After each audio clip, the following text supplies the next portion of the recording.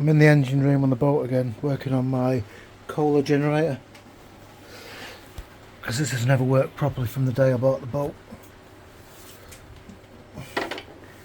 However, not knowing much about generators and stuff when I bought the boat, I wasn't sure if it was something I was doing wrong, but it was cutting out after about 10 or 15 minutes.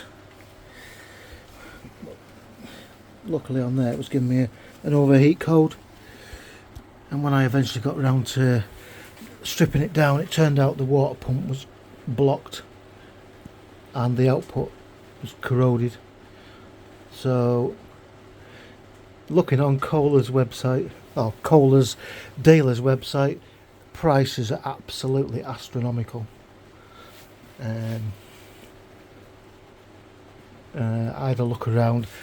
I took the heat exchanger off, which means taking all this panel off the back, and there's a thermostat behind there, which was another part that was absolutely ridiculous place.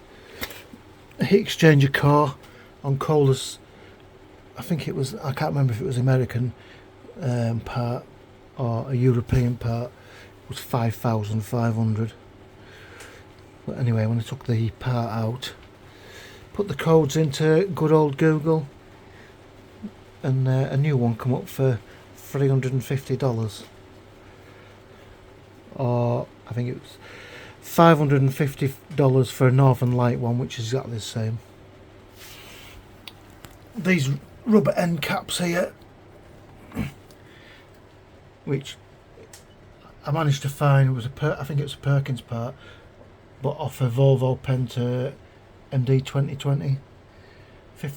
48 quid for the pair plus delivery. Kohler price $250. I can't remember how much the water pump was from Kohler, but absolute ridiculous price again. And there was also a back plate behind there, which I cleaned up, but it was still leaking. It was corroded a bit, so I ended up going back to, I think, Parts for Engines. He looked into it because it's badged as a Perkins engine, as you can see on there, which is actually a Japanese engine, but he managed to get us a Perkins part for £12 something, whereas Kohler part, ridiculous price, but exactly the same part.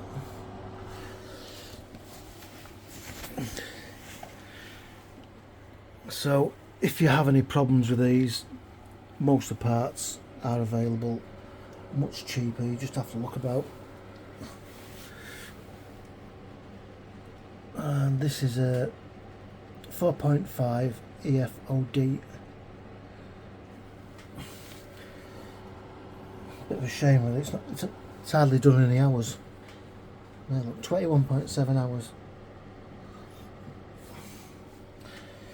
So whoever had this boat from new obviously didn't service it very well, because I think the original filter was on it, but I got a new Perkins filter.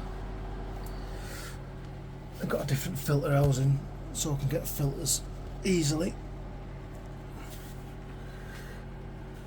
but it's back up and running now. Been running for an hour, no problem, so I'm quite chuffed with that, because these things are like, I think they're between 10 and 15,000 for that generator. So nice to have it. Better than ripping it out of the boat.